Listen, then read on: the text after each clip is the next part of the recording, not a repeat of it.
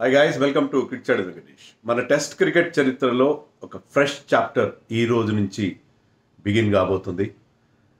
GG ఇరా start కాబోతుంది. GG ఇరా అంటే గౌతమ్ గంభీర్ ఇరా కాదు, గిల్ గంభీర్ ఇరా.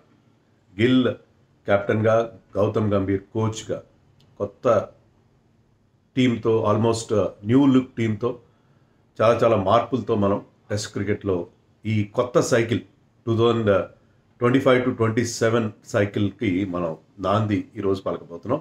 5 test match series. First match Headingley లీడ్స్లో జరగబోతుంది, ఇంగ్లాండ్లో. మరి ఈ మ్యాచ్లో ఇండియా అవకాశాలు ఏంటి అవన్నీ మనం చూద్దాం. ముందుగా టీం ఆల్రెడీ నేను ఇచ్చాను, నిన్న ఇచ్చాను. అయితే ఇప్పుడు లేటెస్ట్ ఇండికేషన్స్ ఏమొస్తున్నాయంటే మనకి నితీష్ కుమార్ రెడ్డి, శార్దుల్ ఇద్దరు ఆడే అవకాశం ఉంది. సాయి సుదర్శన్ ఆడకపోవచ్చు. నెంబర్ 3లో కరుణ్ నాయర్ ఆడతాడు. నెంబర్ 6లో పంత్ తర్వాత నితీష్ రెడ్డి. నెంబర్ 7లో జడేజా. 8లో శార్దుల్ ఠాకూర్ ఆడతాడు. ఇంకా బౌలింగ్ విషయంలో మనం అనుకున్నట్టుగానే specialist bowlers Bumrah, Siraj and Prasidh Krishna ఉంటారు. సో అలాంటి ఒక ఇండికేషన్ వస్తుంది. సాయి సుదర్శన్ డెబ్యూ చేయకపోవచ్చు అని ఇండికేషన్ వస్తుంది. ఏదైనా కావచ్చు. బట్ ప్రస్తుతానికైతే సాయి సుదర్శన్, అభిమన్యు ఈశ్వరన్, జురెల్ వీళ్ళు వెనకబడినట్టుగా ఉన్నారు. సాయి సుదర్శన్కి ఛాన్స్ ఉంది ఇప్పటికీ కూడా, నితీష్ రెడ్డిని పక్కన పెడితే. ఎందుకంటే 6th బౌలర్గా నితీష్ రెడ్డి అవసరం లేదు, కానీ Nitish Reddy has scored runs in Australia. కన్సిస్టెంట్గా రన్స్ చేసాడు లోయర్ ఆర్డర్లో. అతను అటాకింగ్ బ్యాట్స్మెన్గా ఆడగలడు. సో అతన్ని అదే రోల్లో అతని మీద కాన్ఫిడెన్స్ ఉంచడం అనేది టీం చేస్తుందేమో అనిపిస్తుంది. సో లేటెస్ట్ ఇండికేషన్ ప్రకారం నితీష్ రెడ్డి అండ్ శార్దుల్ ఠాకూర్ ఇద్దరూ కూడా ఆడే అవకాశం మనకి కనిపిస్తుంది. Sai Sudharsan may not be there. Karun Nair అయితే ఖచ్చితంగా ఉంటాడు అనేది నేను ఆల్రెడీ నిన్న కూడా వీడియోలో చెప్పాను. నేను ఇక ఫస్ట్ స్లిప్ ఫీల్డర్గా అతను ఫీల్డింగ్ డ్రిల్స్ చేస్తున్నారు కాబట్టి, సో కరుణ్ నాయర్ అయితే మళ్ళీ కంబ్యాక్ అవ్వడం అయితే ఖాయంగా కనిపిస్తుంది. ఇంగ్లాండ్ టీం ఆల్రెడీ వాళ్ళు అనౌన్స్ చేసేసారు. ఇంగ్లాండ్ టీంలో of course Ben Duckett and Crawley open చేస్తారు. నెంబర్ 3లో అలీ పోప్ ఆడతాడు. నెంబర్ 4లో Joe Root, their mainstay. Number 5లో Harry Brook, most talented batsmen. 6లో వాళ్ళ కెప్టెన్ బెన్ స్టోక్స్. 7లో జేవి స్మిత్, కీపర్ బ్యాట్స్మెన్. 8లో 9లో all rounders Chris Woakes and Brydon Carse, followed by George Tongue and Shoaib Bashir. అది వాళ్ళ లైనప్. వాళ్ళైతే టీమ్ 11 అనౌన్స్ చేశారు. మన 11 ఎలా ఉంటుంది అనేది మనకి టాస్ టైంలో తెలుస్తుంది. సో ఇండియా లీడ్స్లో ఆడుతున్నాం ఈ టెస్ట్ మ్యాచ్. లీడ్స్లో మన రికార్డు కనుక చూసుకుంటే ఇక్కడ మనం 7 టెస్ట్ మ్యాచ్లు ఆడాం. 4 టెస్ట్ మ్యాచ్లు ఇంగ్లాండ్ గెలిచింది, మనం 2 మాత్రం గెలిచాం. 1 డ్రా అయింది. 79లో మనం ఇక్కడ డ్రా చేస్తున్నాం. వర్షం వచ్చింది, అప్పుడు వర్షం రావడం వల్ల డ్రా. ఎందుకంటే లీడ్స్ ఎప్పుడు కూడా ఇంగ్లాండ్కి చాలా ఫేవరబుల్ గ్రౌండ్ అది. వాళ్ళు ఎక్కువ మ్యాచ్లు నార్త్లో ఉంటుంది బాగా. అంటే ఇక్కడ చాలా లో స్కోరింగ్ గ్రౌండ్ ఇది యూజువల్లీ ఫస్ట్ ఇన్నింగ్స్లో. మళ్ళీ 3rd and 4th ఇన్నింగ్స్లో ఇక్కడ మంచి ఎక్కువ రన్స్ వస్తాయి. ఫస్ట్ ఇన్నింగ్స్లో ఫస్ట్ బ్యాటింగ్ చేసే టీంకి చాలా ఇబ్బందికరమైన పరిస్థితి. లాస్ట్ టూర్లో 2021-22లో మనం వెళ్ళినప్పుడు ఇక్కడ టెస్ట్ మ్యాచ్ ఆడాం. ఆ సిరీస్ అంతా మనం చాలా బాగా పర్ఫామ్ చేసాం మిగతా 4 టెస్టులో. ఇక్కడ మాత్రం ఇన్నింగ్స్ అండ్ 76 రన్స్ తేడాతో ఓడిపోయాం. ఫస్ట్ బ్యాటింగ్ చేసి మనం ఇక్కడ 78కి ఆల్అవుట్ అయ్యాం. సో అలాంటి స్వింగింగ్ అండ్ సీమింగ్ కండిషన్స్ ఉంటాయి. వెదర్ కూడా క్లౌడ్ కవర్ ఉందనుకోండి, పిచ్ కూడా అలాగే ఉంటుంది. ఎందుకంటే నార్త్ ఉంటుంది కాబట్టి బాగా కోల్డ్ కండిషన్స్ ఉంటాయి. నార్త్ ఆఫ్ ఇంగ్లాండ్లో ఉంది కాబట్టి, ఇంగ్లాండ్ ఉత్తర దిశలో ఉంది కాబట్టి చాలా కోల్డ్ కండిషన్స్ ఉంటాయి. కోల్డ్ కండిషన్స్తో పాటు అక్కడ పిచ్ జనరలీ బౌలర్స్, ఫాస్ట్ బౌలర్స్కి, స్వింగ్ బౌలర్స్కి రాదర్ ఫేవరబుల్గా ఉంటుంది కాబట్టి అక్కడ ఎప్పుడు కూడా స్వింగింగ్ అండ్ సీమింగ్ కండిషన్సే ఉంటాయి. సో అది పరిస్థితి. ఇక్కడ మనం 2 సార్లు గెలిచాం. ఎప్పుడు గెలిచామంటే 86లో గెలిచాం. 86లో సీమింగ్ ట్రాక్ మీద మనం గెలిచాం. అప్పుడు గెలిచినప్పుడు తర్వాత మళ్ళీ మనం 2002లో గెలిచాం. ఈసారి యాక్చువల్లీ బ్యాటింగ్ ఫ్రెండ్లీ కండిషన్స్, అంటే డ్రై కండిషన్స్ ఉన్నాయి. ఇప్పుడు ఫస్ట్ బ్యాటింగ్ చేసి India put up there highest score in Leeds, 628 on the board. Sachin, Sourav and Dravid ముగ్గురు కూడా 100s చేశారు. ఆ మ్యాచ్ కూడా మనం గెలిచాం. సో అక్కడ గెలిచిన 2 సార్లు ఫస్ట్ టైం అయితే మనం సిరీస్ విక్టరీ నమోదు చేసుకున్నాం 86లో. సెకండ్ టైం 2002లో ఆ సిరీస్ డ్రా చేసుకున్నాం. సో లీడ్స్లో గెలిస్తే మీకు ఆ కీ ఓపెన్ చేసినట్టు అవుతుంది. సిరీస్లో మీకు చాలా మంచి స్టార్ట్ దొరుకుతుంది. ఇటీవల కాలంలో ఇండియా ఫస్ట్ టెస్ట్ గెలుస్తూ ఉంది, లేదా ఫస్ట్ టెస్ట్లో బాగా పర్ఫామ్ చేస్తారు. ఒకప్పుడు ఏంటంటే మనం we use to be very very bad tourist. First test match రెగ్యులర్గా ఓడిపోవడం అనేది గతంలో మన రికార్డ్. కానీ ఇటీవల కాలంలో మన ఆస్ట్రేలియా టూర్లో కూడా మనం ఫస్ట్ టెస్ట్ గెలిచాం అనే గ్రీన్ టాప్. గెలిచి మనం సిరీస్ బాగా స్టార్ట్ చేస్తాం. సో ఇక్కడ కూడా మీరు ఇంత long series going with a new team మీరు వెళ్తున్నారు కాబట్టి డెఫినెట్గా first test will set the tone. Gill కూడా అదే చెప్పాడు, ఫస్ట్ టెస్ట్ కనుక గెలిస్తే, ఫస్ట్ టెస్ట్లో బాగా ఆడితే మీకు ఆ సిరీస్ మొత్తానికి 5 టెస్టులు లాంగ్ సిరీస్ కాబట్టి దానికి ఒక మంచి మీకు ఒక మొమెంటం దొరుకుతుంది. సో అది ఒక మీకు మంచి పాజిటివ్ వైబ్ ఇస్తుంది. సో చాలా ఇంపార్టెంట్ ఇక్కడ గెలవడం. పిచ్ ఎలా ఉంటుంది? పిచ్ చాలా గ్రీన్గా ఉంది. 10 mm గ్రాస్ ఉందని చెప్తున్నారు. అక్కడ చాలా ఎక్కువ గ్రీనిష్ పిచ్ ఉంది. అక్కడ గ్రీన్ పిచ్ తయారు చేశారు. అంటే లాస్ట్కి ఎంత షేవ్ చేసినా కూడా గ్రాస్ అయితే ఉంటుంది, గ్రీన్ టింజ్ ఉండే పిచ్ ఉంటుంది. సో ఇనీషియల్గా ఫాస్ట్ బౌలర్స్కి హెల్ప్ ఉంటుంది అక్కడ. దానివల్ల ఏంటంటే ఇక్కడ జరిగిన ఆఖరి 6 టెస్ట్ మ్యాచ్ల్లో కూడా బౌలింగ్ ఫస్ట్ టీమ్సే గెలిచాయి. ఎందుకంటే సెకండ్ డే ఎండింగ్ నుంచి థర్డ్ డే చాలా ఐడియల్ బ్యాటింగ్ కండిషన్. పోను బ్యాటింగ్ చాలా ఈజీ అవుతుంది ఇక్కడ. ఎందుకంటే ఇక్కడ లాస్ట్ ఆ 6 టెస్ట్ మ్యాచెస్లో మనం 4th ఇన్నింగ్ స్కోర్స్ చూస్తే చాలా మంచి స్కోర్స్, 250+ స్కోర్సే వచ్చినాయి. సో ఇక్కడ మీకు 4th ఇన్నింగ్స్ ఆడాలి, బౌలింగ్ ఫస్ట్ చేస్తే అని భయపడాల్సిన అవసరం లేదు. పోను పిచ్ బెటర్ అవుతుంది కాబట్టి మీకు టాస్ గెలిస్తే ఏ టీం అయినా సరే, ఈవెన్ అక్కడ కౌంటీ మ్యాచెస్లో కూడా ఈ సీజన్లో జరిగిన 2 కౌంటీ మ్యాచెస్లో కూడా టాస్ గెలిచిన టీమ్స్ ముందుగా బౌలింగ్ తీసుకుంటారు.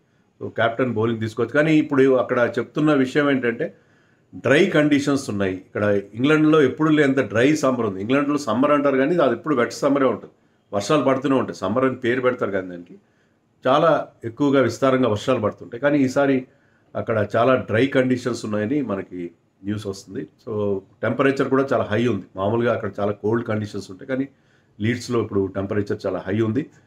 సో కెప్టెన్కి, టాస్ గెలిచిన కెప్టెన్కి ఒక డైలమా ఉంటుంది, ముందు బ్యాటింగ్ చేద్దామా బౌలింగ్ చేస్తాం. గుడ్ టాస్ టు లూజ్ అనుకుంటున్నాను. ఒకవేళ అవతల టీంకి బ్యాటింగ్ ఇచ్చారనుకోండి, అపోజిషన్ టీంకి ఇస్తే వాళ్ళు కనుక పెద్ద స్కోర్ చేస్తే, because conditions are very good. అంటే మీకు ఇంగ్లాండ్లో మీకు ఎప్పుడైనా సరే, నేను ఎన్నోసారి మళ్ళీ చెప్తున్నాను, ఇంగ్లాండ్లో 2 చూసుకోవాలి. The colour of the pitch, the colour of the sky. అది చాలా ఇంపార్టెంట్. పిచ్ కనుక గ్రీన్గా ఉన్న ప్లస్ స్కైస్ గ్రేగా ఉన్న, ఆకాశంలో మబ్బులు కమ్మి ఉన్న, అది బౌలర్స్ పండుగ చేసుకుంటారు ఇంగ్లాండ్లో. అలా కాకుండా పిచ్ బ్రౌన్గా ఉండి ఆకాశంలో మబ్బులు లేకుండా బ్లూగా ఉందనుకోండి, బ్లూగా ఉంటే అప్పుడు బ్యాట్స్మెన్ పండుగ చేసుకుంటారు. మన WTC ఫైనల్ అదే చూస్తాం. ఫస్ట్ 2 days పిచ్ బ్రౌన్గానే ఉంది, కానీ స్కై గ్రేగా ఉండి బౌలర్స్ 14 వికెట్లు వచ్చాయి. థర్డ్ డే రోజున అదే పిచ్ మీద బ్లూ స్కై ఉంది, క్లౌడ్స్ లేవు. ఆ రోజు 4 వికెట్లు మాత్రం పడ్డాయి. థర్డ్ డే రోజు ముందు 2 daysలో 28 వికెట్స్ పడ్డాయి. అంత డిఫరెన్స్ వస్తుంది అక్కడ. మీకు పిచ్తో కొంత ప్రమాదం, క్లౌడ్స్తో మరొక కొంత ప్రమాదం. సో పిచ్ ఎలా ఉన్నా క్లౌడ్స్ కనుక మబ్బులు కమ్మితే, ఆ క్లౌడ్ కవర్ ఉంటే ball will start doing all sorts of things. So అలాంటి ప్రమాదం అక్కడ ఉంటుంది. సో ఇంగ్లాండ్లో మీరు కేవలం పిచ్ బట్టే మీరు కండిషన్స్ అంచనా వేయడానికి లేదు. ఇక్కడ ఈ మ్యాచ్ కూడా కొంత వర్షం థ్రెడ్ ఉంది. 3rd and 4th day, second day కూడా చిన్న వర్షం థ్రెడ్ ఉంది, పెద్ద మేజర్ లేదు. సో ఓవరాల్గా అక్కడ డ్రై సమ్మర్ ఉంది కాబట్టి అది ఇండియాకి కొంత ఒక అడ్వాంటేజ్ అయ్యే అవకాశం మనకి కనిపిస్తుంది. సో లీడ్స్లో మన రికార్డు గురించి మనం చెప్పుకున్నాం. మనం ఏం చేయాలి ఈ సిరీస్లో? మన ఇండియా గేమ్ ప్లాన్ అలా ఉంటుంది. మెయిన్గా బ్యాట్స్మెన్ వీళ్ళు IPL ఆడొచ్చారు, కానీ IPLలో bad habits, playing with the hands, not using your feet, ఇవన్నీ వదిలేసారు. ఇక్కడ you have to play close to the body, you have to respect the conditions ఎలా ఉన్నాయనేది చూసుకోవాలి. కండిషన్స్ ఒకవేళ బౌలర్ ఫ్రెండ్లీగా ఉంటే మీరు చాలా అంటే IPLలో ఆడిన ఎలా ఉంటుందంటే, మీకు 2-3 డాట్ బాల్స్ అయితే మీకు సడన్గా మీకు రెస్ట్లెస్ అయిపోతారు బ్యాట్స్మెన్. ఏదో ఒకటి రన్ చేయాలి, లేకపోతే ఒక బౌండరీ కొట్టాలి, ఒక రిలీఫ్ బౌండరీ కావాలి. ఇక్కడ అలాగా పుజారా స్టైల్లో ఆడాలి. పుజారా స్టైల్లో have patience, build innings. So అలాంటి ఒక అప్రోచ్ మార్చుకోవాల్సిన అవసరం ఉంది. And you should know where your off stump is. Me off stump ఎక్కడ ఉన్నదని తెలియాలి. అది KL రాహుల్ మనకి చాలా బాగా చూపిస్తున్నాడు. ఆస్ట్రేలియాలో చూపించాడు, ఇక్కడ కూడా ఆఫ్ స్టంప్ ఎక్కడ ఉన్నదో తెలుసుకుంటే మీరు ఏ బాల్ వదిలేయాలి, ఏ బాల్ ఆడాలనేది ఖచ్చితంగా తెలుస్తుంది. అండ్ ప్లే ద బాల్ లేట్గా ఆడడం నేర్చుకోవాలి. తొందరపడి you should not reach out for the ball, you should allow the ball to come on to you. So అలాంటి చిన్న అడ్జస్ట్మెంట్లు ఇంగ్లాండ్లో ఆడడం గురించి చేసుకుంటే మనం వాళ్ళు రాణిస్తాం. బౌలర్స్ కూడా బౌలర్స్ గేమ్ ప్లాన్ ఎలా ఉండాలంటే, నేను చెప్పినట్టు క్లౌడీ కండిషన్స్ ఉన్నప్పుడు బాల్ విల్ స్టార్ట్ స్వింగ్. అదే క్లౌడ్స్ తగ్గిపోయినాయి అనుకోండి, మీరు మళ్ళీ వేరే లెంత్ మార్చుకోవాలి, మీ స్టైల్ ఆఫ్ బౌలింగ్ మార్చుకోవాలి. అండ్ క్లౌడీ కండిషన్స్ ఉన్నప్పుడు you have to put the ball in the right area. Corridor of uncertainty అంటామే, అవుట్ సైడ్ ద అవసరం బాల్ పెట్టాలి. సో అందుకని ఇంగ్లాండ్ వాళ్ళు ఎందుకు అక్కడ సక్సెస్ అవుతారంటే, కండిషన్స్ని ఎలా యూజ్ చేసుకోవాలో వాళ్ళకి బాగా తెలుసు. సో అందుకనే వాళ్ళు అక్కడ ఎక్కువగా సక్సెస్ అవ్వడం అనేది మనం చూసాం.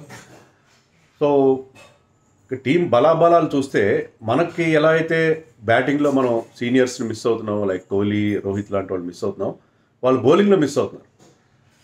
ఎందుకంటే there is no Anderson, there is no Broad, Archer లేడు, మార్క్వుడ్ లేడు, అట్కిన్సన్ లేడు, ఆలీ స్టోన్ లేడు, చాలామంది ఇంజర్డ్ లిస్ట్లో కొంతమంది రిటైర్ అయిపోయారు. దాంతో ఏంటంటే వాళ్ళ బౌలింగ్లో అంతా వాళ్ళకి ఇన్ఎక్స్పీరియన్స్ మనకి క్లియర్గా అనిపిస్తుంది. క్రిస్ వోక్స్ మెయిన్ బౌలర్ అయిపోయాడు వాళ్ళకి, మనకేమో బ్యాటింగ్లో మనం చాలా ఇన్ఎక్స్పీరియన్స్ మనకు కనిపిస్తుంది.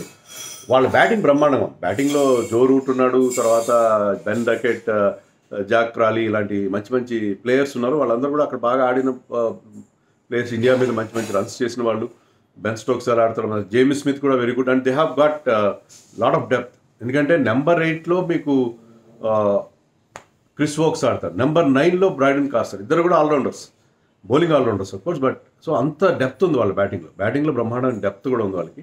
So not going to be easy for India. చాలా టఫ్ స్టార్ట్ అవుతుంది ఇండియాకి, దాంట్లో ఎలాంటి సందేహం లేదు. బట్ ఏంటంటే మన టీం అని చెప్పినట్టుగా ఫస్ట్ మ్యాచ్లో ఒక మంచి స్టార్ట్ అందుకోవాలి. ఈ టీం మీద జీరో ఎక్స్పెక్టేషన్, నేను నిన్న కూడా వీడియో చేశాను ఈ టీం మీద. ఎందుకంటే ఇంగ్లాండ్ ఓడించాం తేలికేం కాదు. నా దృష్టిలో ఏంటంటే ఈ సిరీస్లో కనీసం ఒక టెస్ట్ మ్యాచ్ గెలిచి మిగతా టెస్ట్లో మంచి ఫైట్ ఇస్తే చాలు. మీరు సిరీస్ గెలవాల్సిన అవసరం ఉందని నేను అనుకోను. నాకైతే జీరో ఎక్స్పెక్టేషన్, మీకు కూడా అలాగే అనుకుంటున్నాను. పెద్ద ఎక్స్పెక్టేషన్స్ ఏమీ లేవు మనకి టీం పైన. బట్ ఏంటంటే బాగా ఆడాలి.